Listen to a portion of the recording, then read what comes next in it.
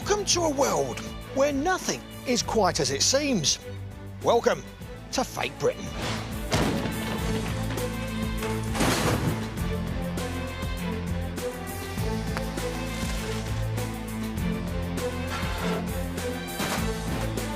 Get down! Get down! On the floor now! Put your hands behind your back now!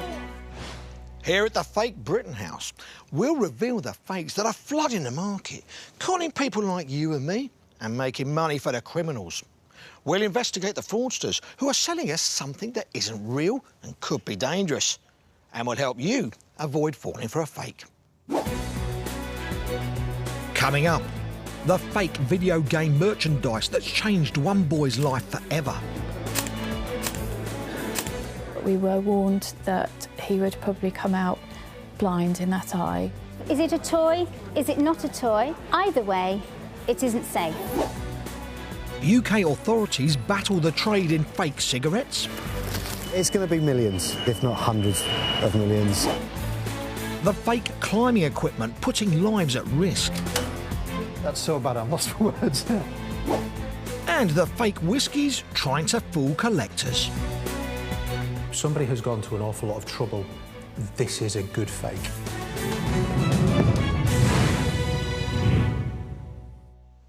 Video games are a multi-billion-pound business. They make more money than Hollywood movies. And one of the most successful is Assassin's Creed, where a character in the game uses one of these. It's a gauntlet with a hidden weapon. And as we've discovered, this one is extremely dangerous.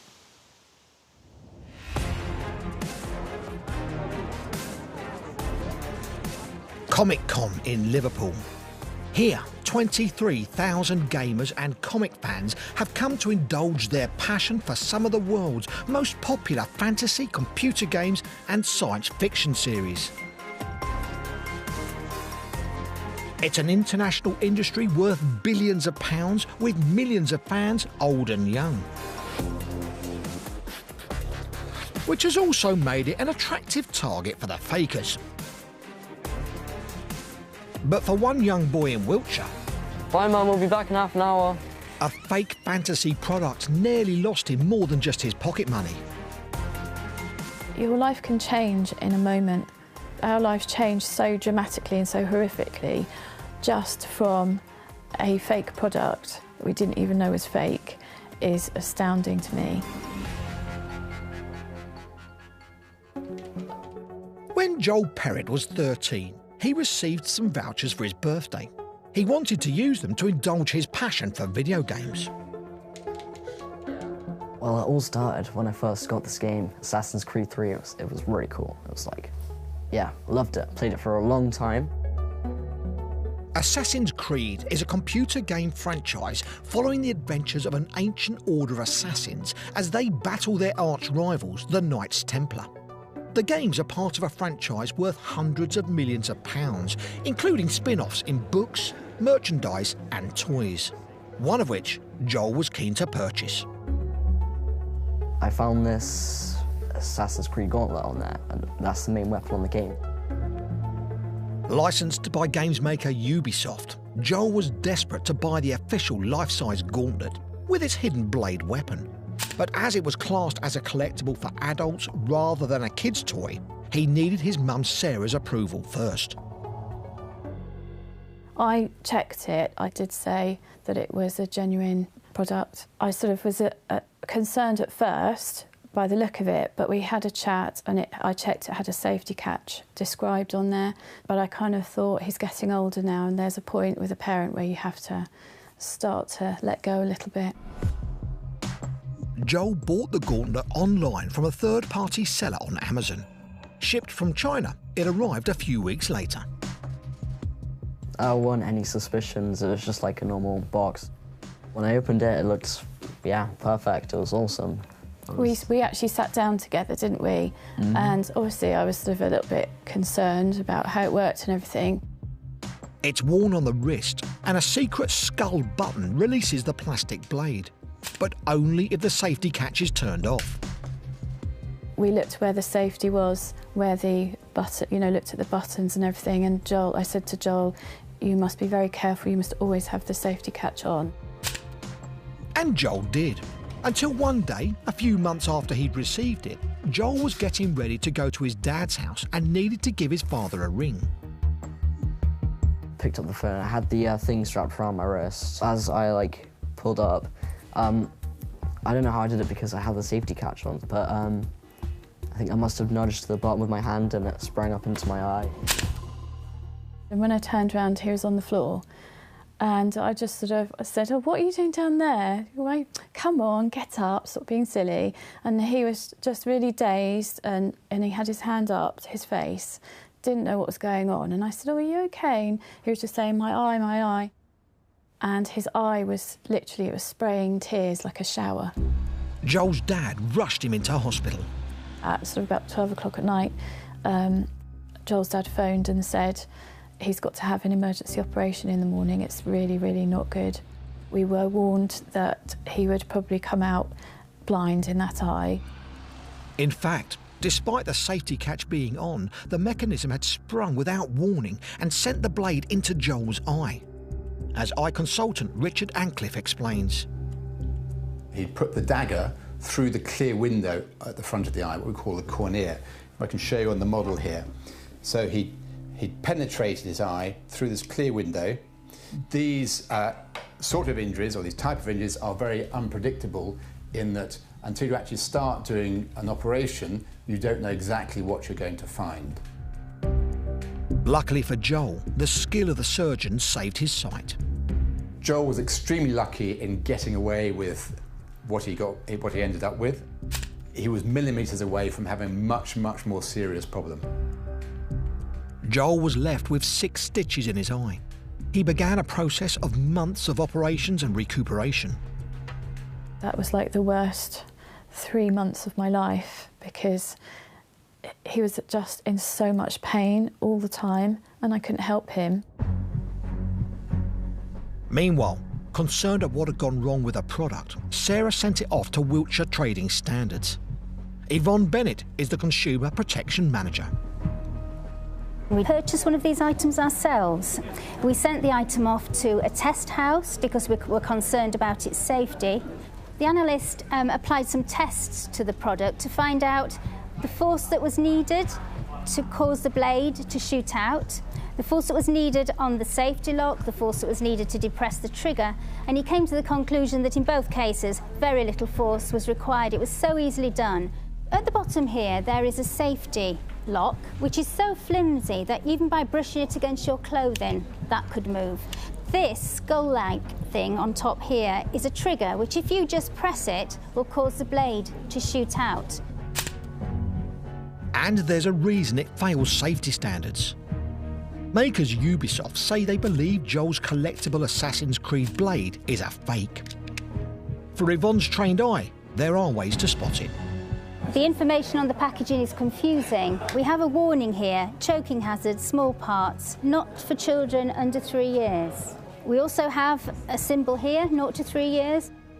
But then we have another age, which is 17 plus.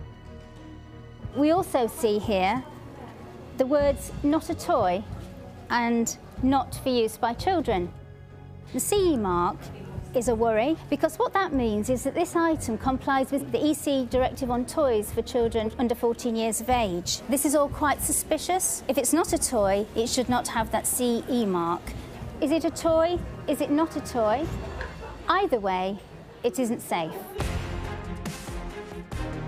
Back at Comic-Con, and Luis Ferreira's stall is in full swing.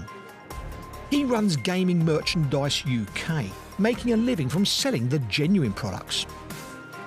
We've got the two gauntlets here. One is an official one from Ubisoft. The other one here is the counterfeit blade. It's made with a very cheap PVC and it's quite stiff to hold. I'm surprised how poor it really sort of looks. The official one has a little bit more quality in terms of the feel and the look. You can see there's more detail and the detail's more defined on the blade. The official one has a safety catch. The blade will not move. Also, it's very blunt. The counterfeit item, the safety catch, there's what would you might call a safety catch. It's gone off. When I touch the blade, that's sharp. This fake is it's dangerous.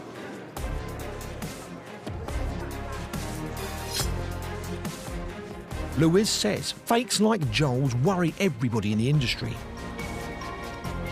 We have to sort of protect our industry. You know, it's very important to us that we do everything we can to try and call out, you know, counterfeit products, really.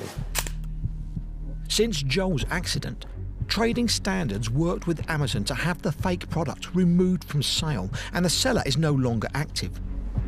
They also had a Europe-wide warning about it issued. It's come too late to help Joel. This morning, he and his mum have come to the Royal United Hospitals, Bath, to find out what the long-term prognosis is for his eyesight. Pop your chin on the rest there. Well, that's doing very well. There has been some permanent damage to the pupil. You still have some scarring there, which is likely to remain much the same as it is now.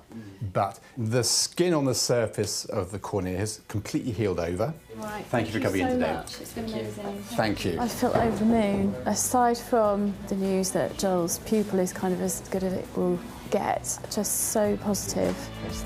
This is one saga at least that does have a happy ending.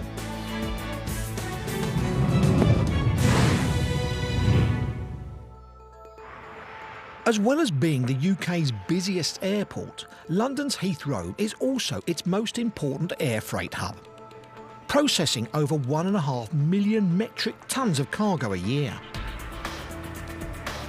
That means it's where the smugglers attempt to get many of their illegal and fake products into the UK. Set up to stop them are the men and women of the UK's border force. Today, Officers Glenn and Abhijit have just received a message from the other side of the airport. Our colleagues just given us a call to a transit shed. They've had a large find of tobacco pouches, about 2 tonnes worth. Arriving, colleague Sean is sorting through the find. That's got amber leaf in it. Yeah. That's got Golden Virginia in it. Nearly 2 tonnes of fake tobacco-related material. This one's going to London. How many shipments are there? There's 25 boxes in total for this one. Today we selected a consignment coming out of China, weighing just over 2 tonnes. We've detained 70 boxes which contain counterfeit hand-rolling tobacco pouches and the paraphernalia that goes with that. The consignment set alarm bells ringing because of inconsistencies in its paperwork. Inside the boxes are the complete kits needed to set up your own fake tobacco factory. Inside the Hessian bag are the outer plastic casings for the tobacco pouches. The actual pouch will fit inside there, and then they'll heat seal that. These are the holographic labels with the Golden Virginia hologram on them, which they use to try and prove that they're genuine. Also, rolls of Golden Virginia tobacco pouches, and each roll contains approximately 50 counterfeit pouches. So that's 50 grams per pouch of tobacco when it comes in. In one of the other boxes, they've also produced the fiscal seals as well, which state that the EU tax and duty has been paid on it, or UK tax and duty is paid on it. They actually have a price on as well at €7.20, just giving it a little more authenticity when they sell it. But there's one crucial ingredient missing: the tobacco itself. Sean believes that would come in separately by ship. We've come across these quite a lot. This will go to an organised crime syndicate. They will fill it with tobacco, poor quality tobacco. It will be mixed with dust, wood chippings, scrapings off the floor, so they'll sell it cheaper than normal shops sell tobacco. It's going to be millions, and it will be tens of millions, if not hundreds of millions. Each pouch 50 grams of tobacco's approximately £10. So you've got £500 there, just in one roll. This is organised crime, and this will make a huge dent into their operation. This seizure will be impounded and eventually destroyed. But what happens to the fake tobacco products that do manage to slip through the net? Later, we're with Northamptonshire Trading Standards as they find out. So those are counterfeit, so there's certainly a few hundred packets in there. Good boy, yo-yo.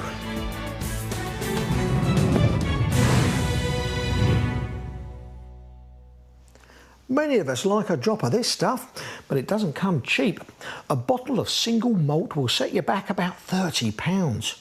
But rare and vintage whiskies can be worth hundreds, if not thousands of pounds. And that's why some people are faking it.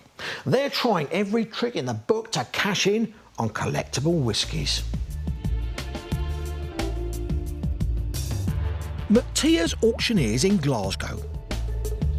Bidding on this starts me at low estimate at £80. Who's coming in at 85? Today, they're hosting a sale of rare and collectible whiskies.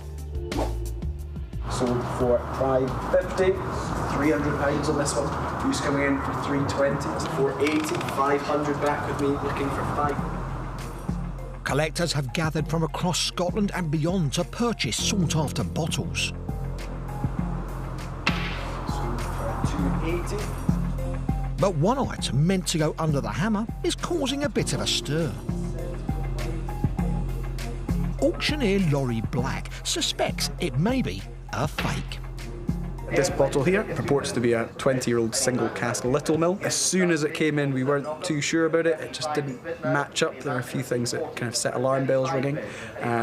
Some labels not quite right, the seal's not quite right. Bottles of Little Mill are highly sought after because the maker is what's known as a ghost distillery, one that no longer exists. The Dumbartonshire-based Little Mill distillery closed in the late 90s, with the buildings burning down a few years later. It made any surviving bottles valuable.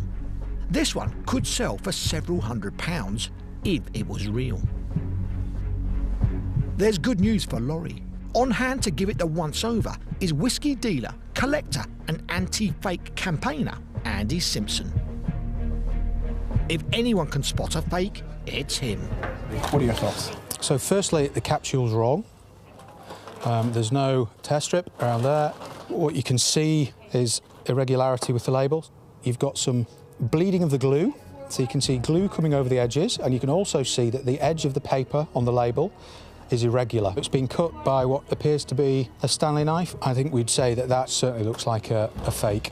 Let's open the thing and check it. We'll test for the level of alcohol and to see if it actually is 43%. If it is different at all, then that will confirm beyond doubt that it is a fake. The label claims the whiskey is 43% alcohol by volume. Andy has a portable alcohol meter to see whether that's true. Tests out 39.55%. So it doesn't match what's on the label, a complete fake. It's not the best fake we'll ever see. This one, I think, even from a distance, we knew. There's a reason Laurie and Andy are on the lookout for fakes like the Little Mill. In recent years, the market for Scotch whisky has boomed, with buyers in the UK and further afield snapping up vast amounts of Scotland's most famous product. But that success has also attracted the fakers. And auctions like this are having to keep their wits about them. Fakes are certainly increasing. We're seeing fakes increasing throughout the whole market. And it's not just top-end whiskies that we're seeing fakes, so your £3,000 and £4,000 bottles of Macallan. We're seeing fakes right across the spectrum of prices. So starting at £50, £60, £70 bottles, we're seeing fakes. To demonstrate the problem, Andy takes us to Edinburgh and the vaults of the Scotch Malt Whisky Society. He's going to show us how the fakers are doing it. One common scam is just to refill the bottles. Take these two bottles of Glenmorangie. One is genuine, one is 100% fake. So the bottles are authentic, the labels are authentic, even the capsules and the stoppers are authentic product. It's so easy for criminals to simply pop them off, empty the contents, drink the contents, and then fill them with something else. Then the capsule can be quite easily replaced. This is simply filled with a cheap blend, and this is the genuine product. So while these aren't worth a fortune, this is still £100 worth of scotch. This is worthless as a fake. Sometimes the unsuspecting buyer isn't getting whiskey at all. Andy shows us how a basic food additive can perform spirit alchemy. We have some colouring, some water, and it's a very simple thing to do. Fairly instantly, you can see that we've gone from water to whiskey. We've seen the fakes, and we've seen how the fakers do it. Later, how one woman's intuition uncovered whiskey fakery on an industrial scale. There was wax, corks, bottles, everything you could possibly need to make your own fakes from scratch.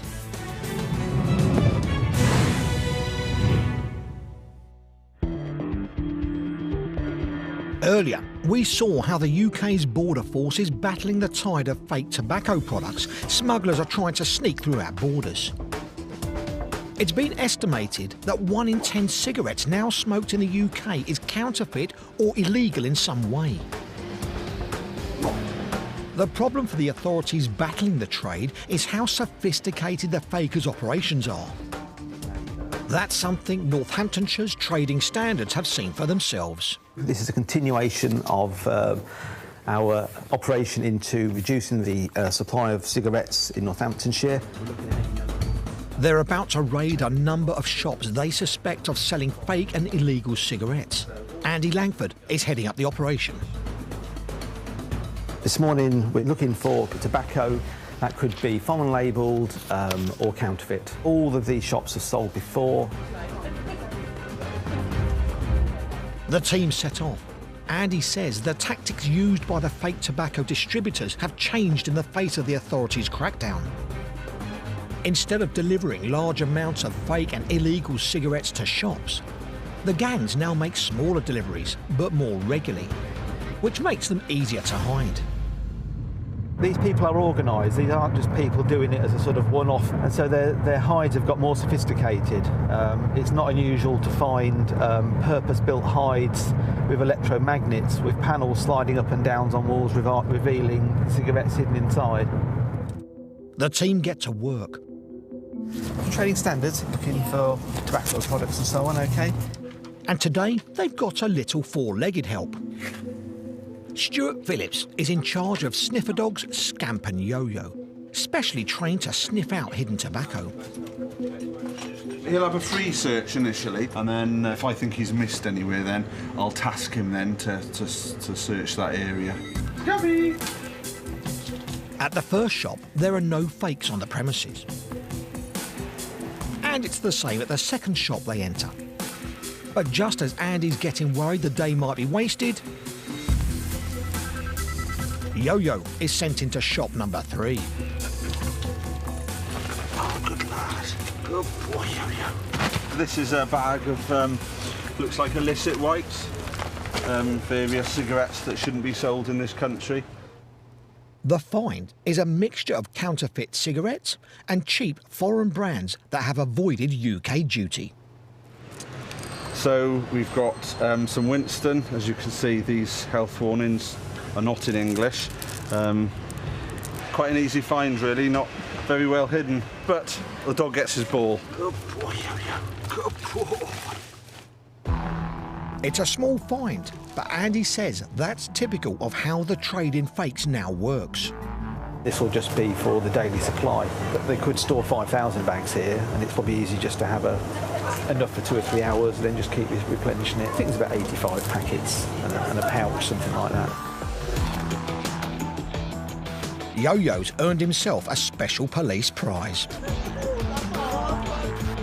When we do school visits and things like that, I put the blue light on for the kids love it, don't they? The team move on. Andy's busy searching a 4th shop when he gets a call. We have a report The team went into the other shop that we targeted, and as they were waiting, a car pulled up outside, apparently to deliver some cigarettes. So we're just walking around to the other shop now. The delivery driver drove off at speed, but the team have held on to the consignment of cigarettes. Like the previous shop, this one seems to be getting regular deliveries of fakes. This was the delivery that had just been delivered to the shop. So there's quite a substantial quantity there of foreign labelled Marlborough Gold there. Richmond, they're probably counterfeit, so those are copies. Probably 1,000 packets there, I would guess. That will retail for them about £5,000 of cigarettes for them there, so that's, you know, they've lost that today. We just happened to be there at the right place at the right time. Lovely. The other thing we found are these two bags. These are identical to the bags that we've just found in the back of the car, so these will be another supply, maybe just for yesterday.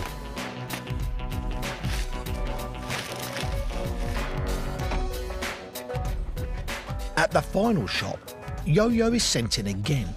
It seems the shop is fake-free, until... He's standing still. Yo-Yo's indicating there now, looking at me, and he's indicating. He's going up high. Okay, lift him up. Andy, you want to come through here a minute? He's indicating in this area. I've lifted him up, yeah. And as you can see, I'm pretty sure. Electric magnets or something? Possibly, yeah. There's a bit up now. Ah, there you go. Brilliant. This is a purpose-built hide. So they've mocked it up to look like it's the wiring for the building. All it is just a dummy front. But there's certainly a few hundred packets in there. Counterfeit Richmond. Yeah. Counterfeit Mayfair. Yeah. Counterfeit Amberley. So this is sort of a normal fuse supply. Most of us won't want to go touching electrics on walls or pulling panels off, but that's how they've built it to throw us off the scent. Yeah, no, it's a good find. Good for you, Yo-Yo. Fest cigarettes, Marlborough Gold, Richmond will be counterfeit, and I bet the Mayfair are counterfeit as well. Amber Leaf hand rolling tobacco. They were legitimate. There'd be no reason for them to be stored in a hide like this. Putting that together and wiring it up is obviously, you know, there for the long term. They've thought about it, haven't they? That was in front of all the... Right in the middle of it all. This is smelling of like a bleach or something, and it's been put in there to put the dogs off. But it doesn't... They could put bleach in there, you know, there's nothing will put the dogs off, basically. Probably 500-600 packets. The day's finished up very well, really. It's a disappointing start for us, but it's finished off with you know, a really good find from a sophisticated hide, and it makes the whole day worth doing. It's a good result, but the team know the problem is huge. So, from the country's borders to its high streets, the fight against the tobacco fakers goes on.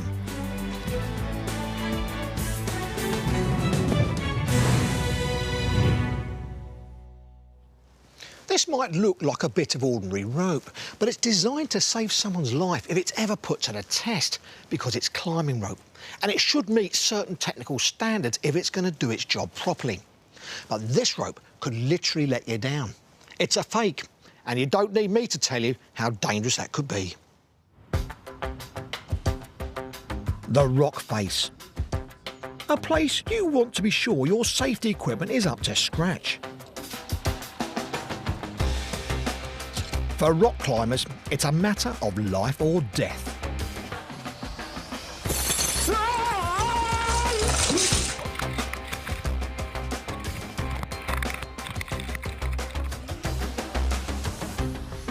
Here in the crags of the Yorkshire Dales, British climbing legend Steve McClure is taking no chances with what he's using. Your equipment is absolutely everything. There can be absolutely no margin for failure whatsoever. You put your life completely in the hands of your equipment, And if there's any failure whatsoever, then it's terminal.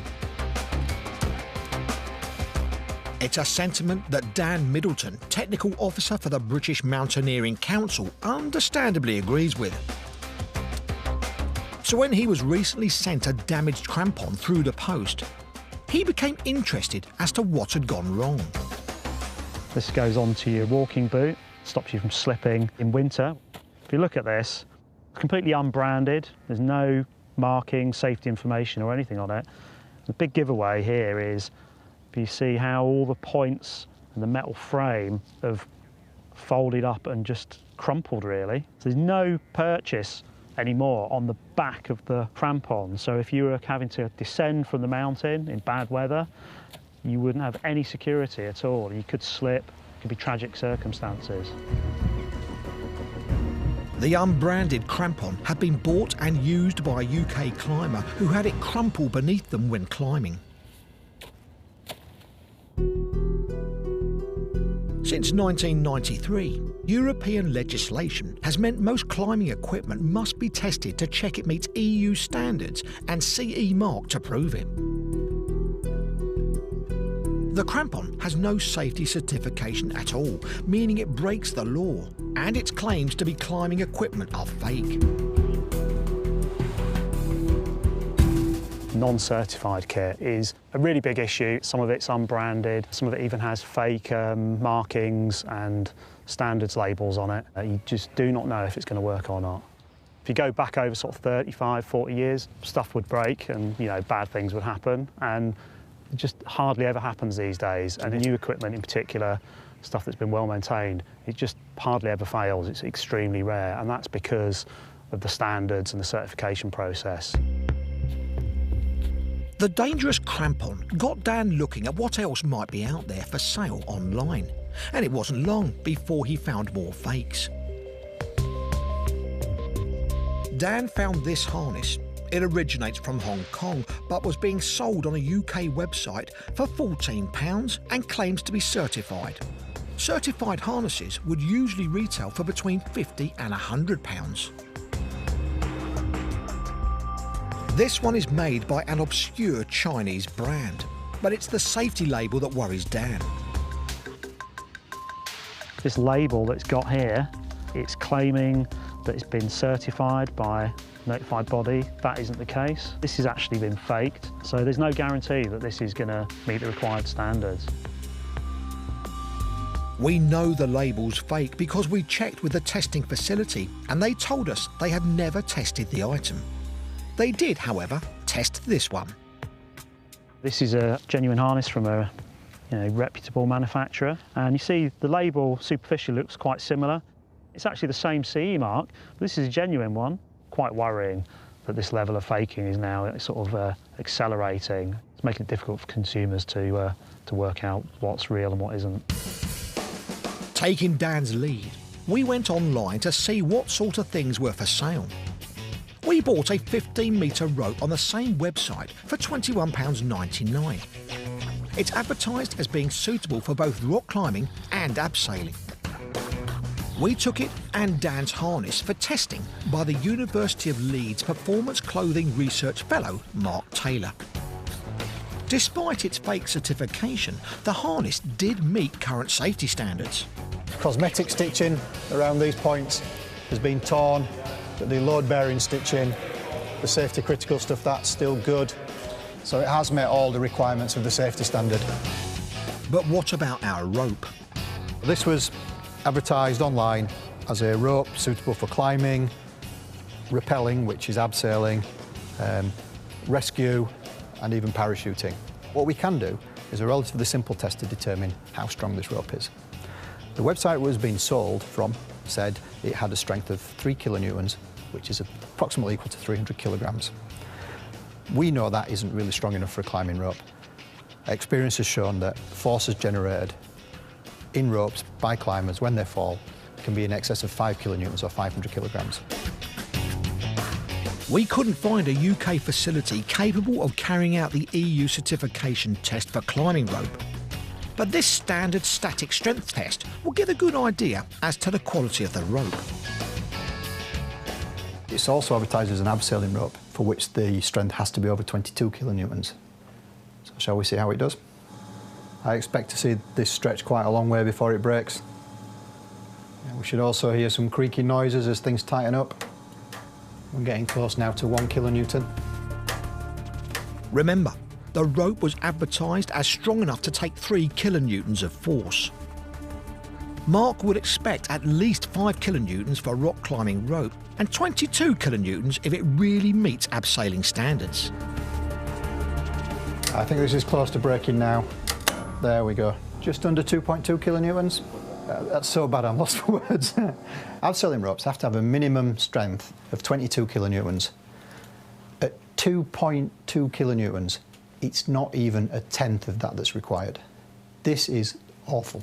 If somebody was to go rock climbing on an outside crag using this rope and were to take a fall, there's a very serious chance it would just snap in half and they would hit the floor. Mark's so appalled, he wants to put the failure into context. What I've got here is a tackle bag, and we have an accessory cord that's sometimes used by climbers to perhaps fasten their chalk bag to their waist, and there is just no way that this should be as strong as anything that's been sold as a climbing rope. OK, let's start the test. So that's broken at just under 3 kilonewtons, so it's quite shocking that this accessory cord is actually stronger.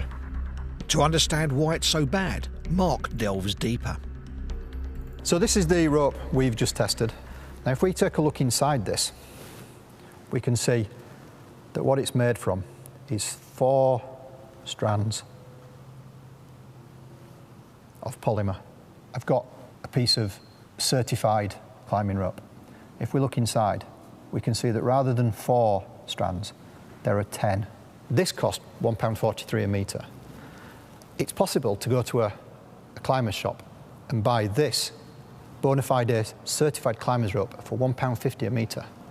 Is a climber's life really worth 7 pence a metre? I think it's safe to say that this climbing rope is fake. It is just not good enough to be sold as a climbing rope. We showed our test results to Dan. That's abysmal. That's broken at around 2 kilonewtons. That's incredibly weak. This is just lethal. It actually makes me quite angry. It's, you know, that's really putting people at risk of harm if they use this rope. Genuine climbing rope should come with certification information taped to each end. Our fake climbing rope didn't. For climbers like Steve McClure, the moral of the story is straightforward. Buy your equipment from a reputable store using reputable brands that have been around for a long time. There's no point trying to save money. You're putting your life at risk.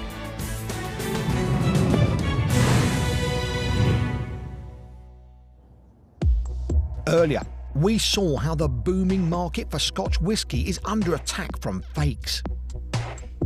Tests out 39.55%, so it doesn't match what's on the label, a complete fake. Andy Simpson is a rare whisky collector and dealer. He recently became so concerned by some of the fakes popping up at auctions, he decided to buy a bottle of a 100-year-old whisky valued at £20,000 and set out to prove it was a fake. We decided to buy a bottle of what was meant to be Laphroaig 1903, and this is a fabulous bottle. The glass of the bottle actually dates to the turn of the century. The capsule does look like it's old. You would expect it to look like that. The label's a good imitation, so this looked really, really genuine. It was a great one to investigate. So we opened it, we nosed it, we sampled it. As soon as we could see the cork, as soon as the cork was exposed, it's a composite cork, and composite corks weren't used when this was bottled. So certainly not this type of cork was used, and it's quite clearly just been snapped in half, so it's an old wine bottle cork. And then we undertook a whole raft of scientific tests on this, so more than 40 different tests. We also decided to carbon date the liquid. The liquid should have itself dated from the turn of the century. So we sent a sample down to Oxford University, to the Radiocarbon Acceleration Unit, and have it carbon tested. And it came back with a 75% probability that the liquid was from 2007 to 2009. So, almost 100 years different from 1903 Laphroaig. Somebody has gone to an awful lot of trouble to make this look like an old bottle. This is a good fake. For Andy, it was one sophisticated fake taken off the market, but he knows there are a lot more out there. Someone else that knows all about the fakers trying to squeeze counterfeits into auctions is Isabel Graham Yule. She's the auction director at another whisky auctioneers. She recently came to suspect one of her clients was trying to sell her fakes. We had a seller sending quite a few bottles to us, and we began noticing very early on that a large proportion of what he was sending was fake. We contacted him. He seemed very surprised about it. He asked us what he should be looking out for. And we went round to his house. He invited us to have a look round because he had a vast collection that he wanted to show us. And what we saw when we visited his house was extraordinary. He had one of the biggest collections of fine spirits we've ever seen. Some great rarities. And gradually, as we were looking around, we started noticing, wait a minute, the capsule on that doesn't look quite as we'd expect it. That one's got wax and it should have a screw cap. Convinced it wasn't right, Isabel called the police. The police went and raided his home. We went along and helped out with identifying the fakes. We'd look under a box somewhere and find inside a little box full of labels. Look in another box, it was full of bottles, all empty. Go in another box, there were all the glass stoppers that you would find in antique bottles. Another one had corks being kept moist. Another box had wax and heating equipment so that you could put wax on bottles. Everything you could possibly need to make your own fakes from scratch. The police arrested the man and the investigation is currently ongoing. Lot 1002 is a Glendullan Manager's Dram, 18 years old. But with the popularity of auctions like this only set to grow, everyone agrees it's more important than ever that the fakes are weeded out. Andy's determined that whisky lovers everywhere should enjoy a wee dram and not fall victim to a wee scam.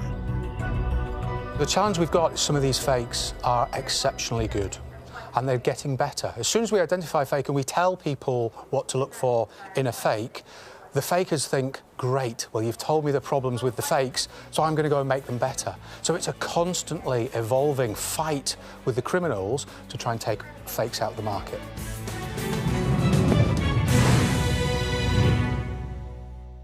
That's all from Fake Britain. Goodbye.